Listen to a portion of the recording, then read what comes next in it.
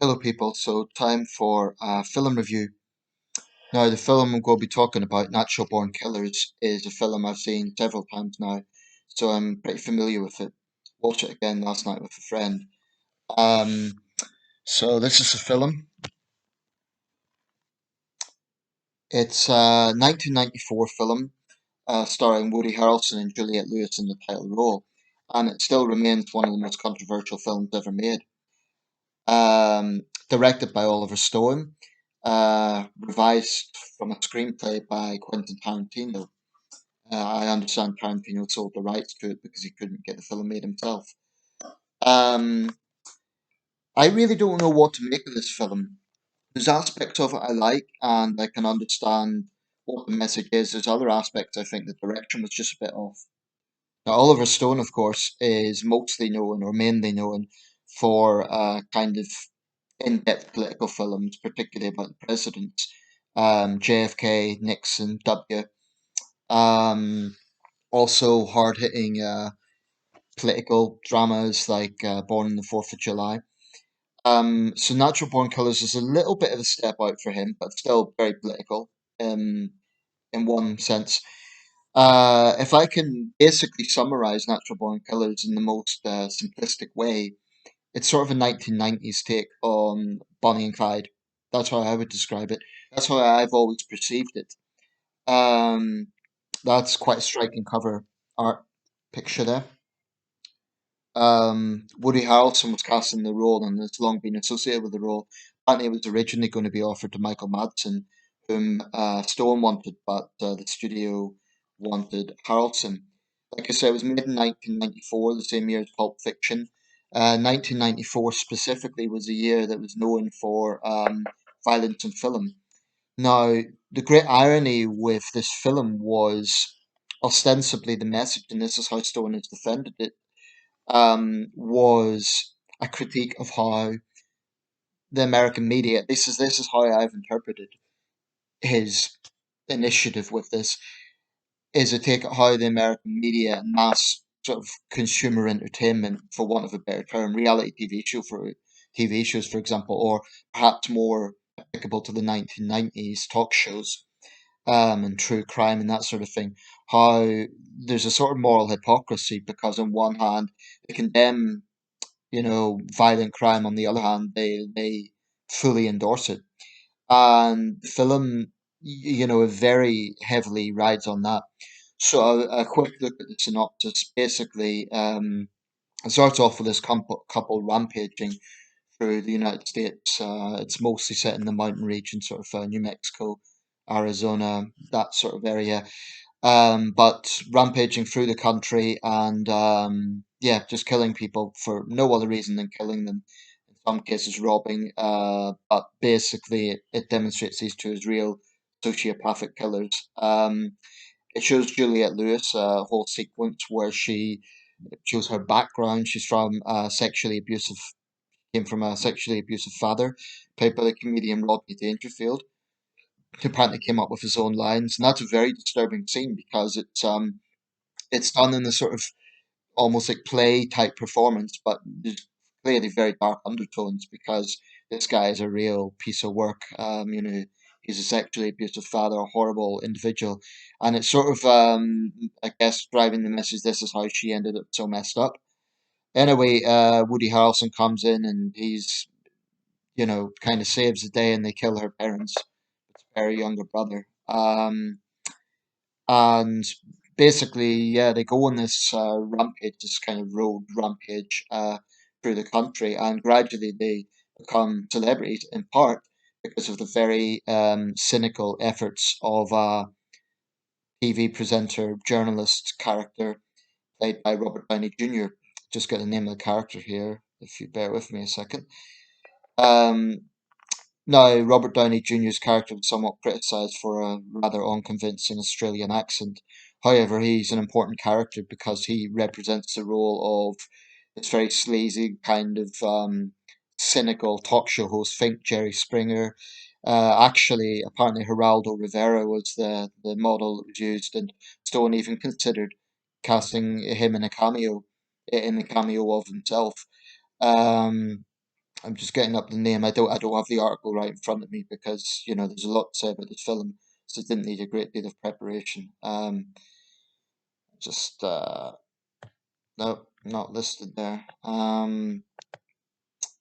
Yeah, so basically, the messages it kind of shows, for example, they start to gather a cult following around the world. It shows a couple in London. It shows a group of young guys.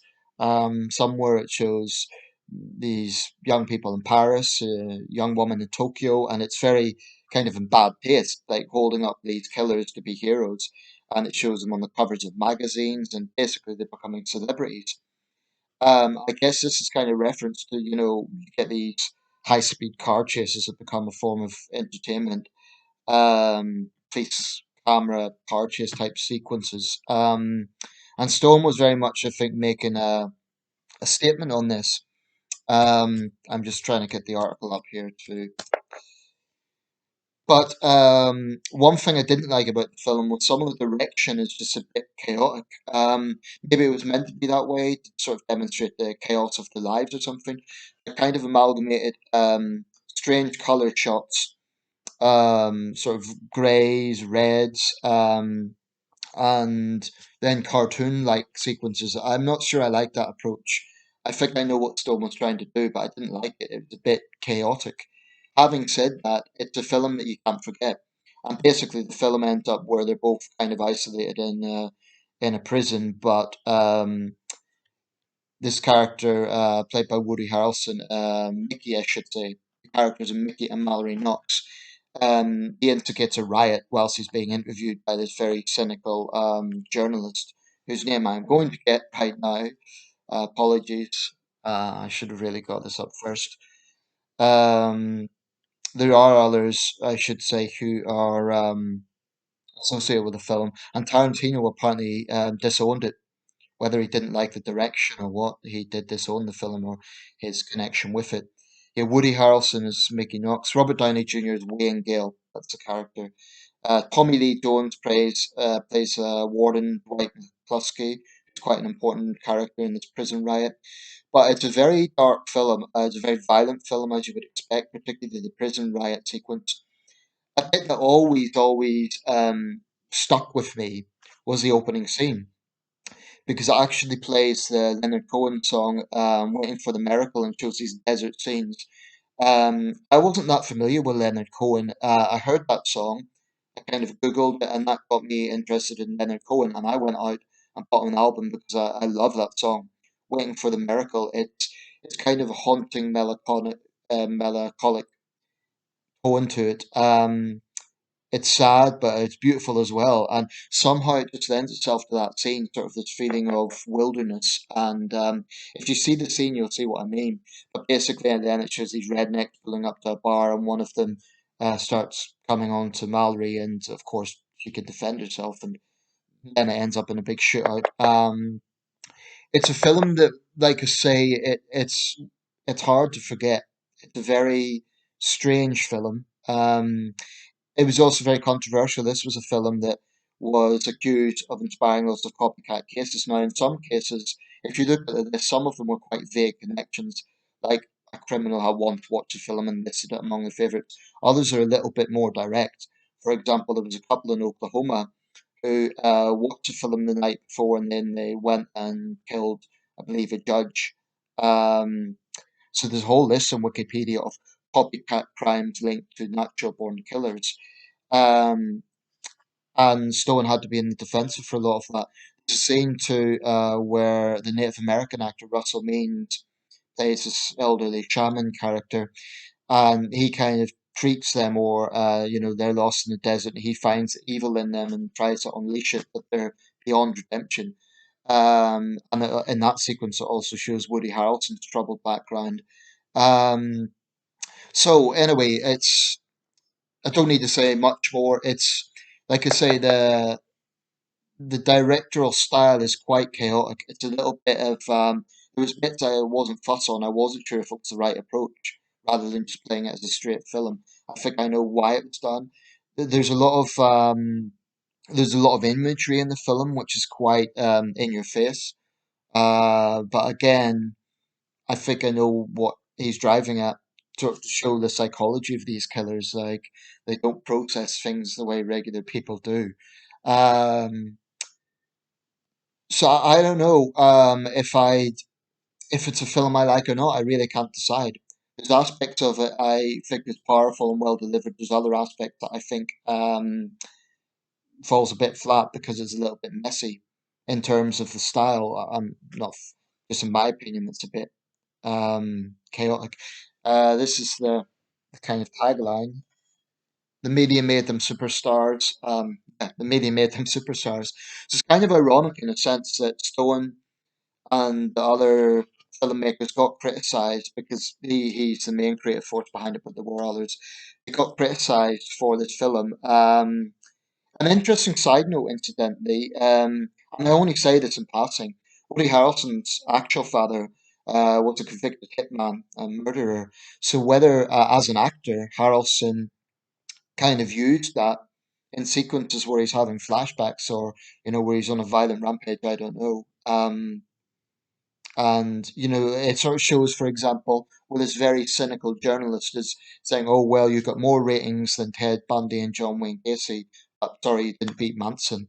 And he's like, oh, it's hard to beat the king. And I think it's just driving in this particularly American fascination with bad people.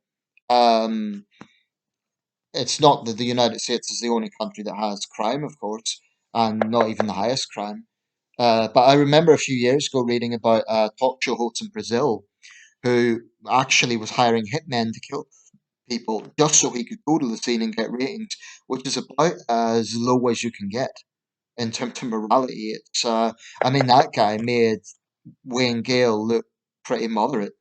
Um, but I think it's also because, America is the center of popular culture, really, for the world.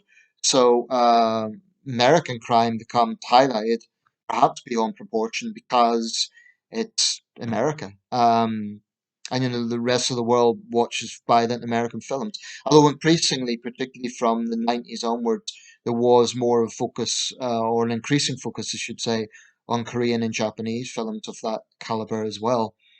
Um, Okay, so all of this brings me to the question mark, which kind of is a running theme in the whole debate around natural born killers, which is can you blame art for violence? I've always had a bit of a mixed view on this. You get two camps. You get people who tend to be from a libertarian background who tend to basically say no, no connection. It's ridiculous to blame the filmmakers. That's absurd.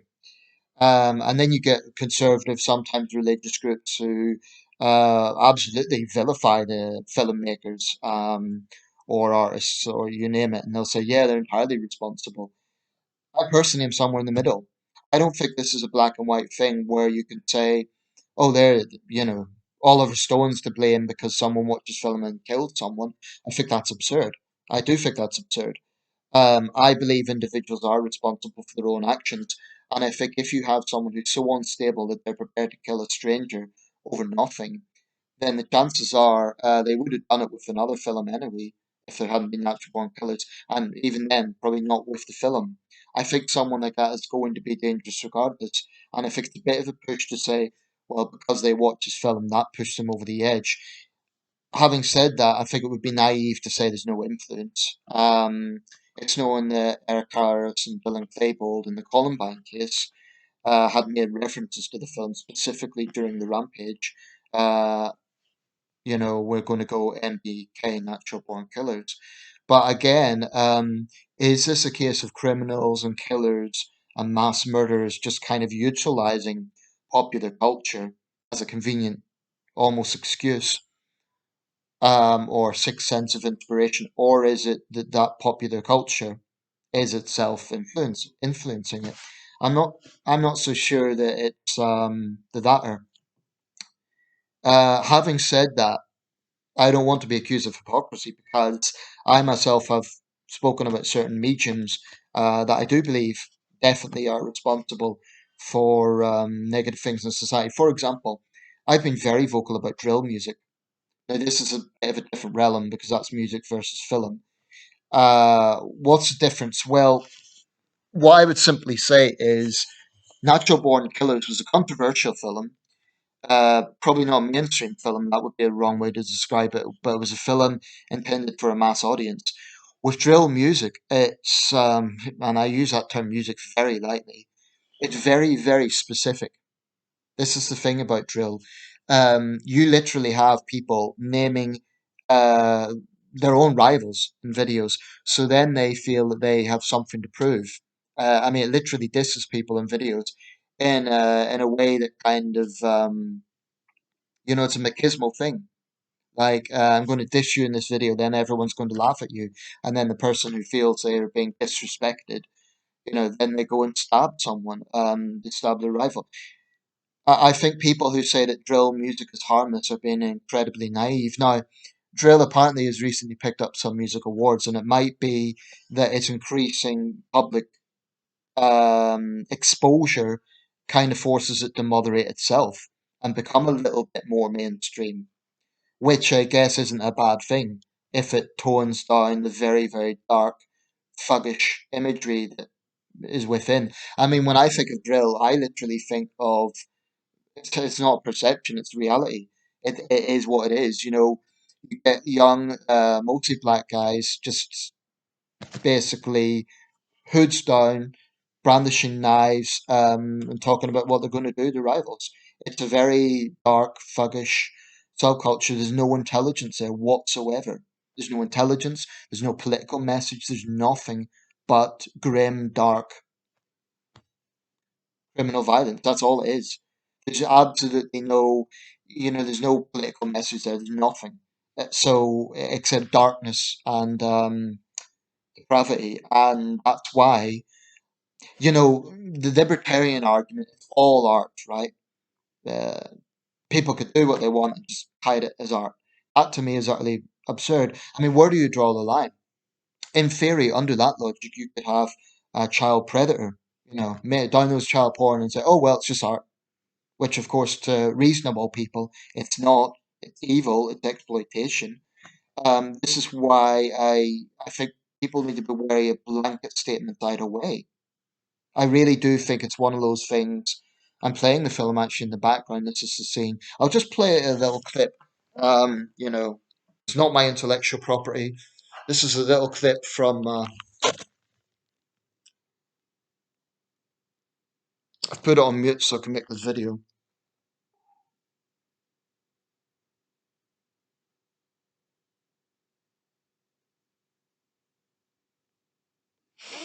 Yeah, it's a little bit of a slow scene there. It's basically where they're in this home of the shaman, played by the Navajo shaman, played by Russell Means.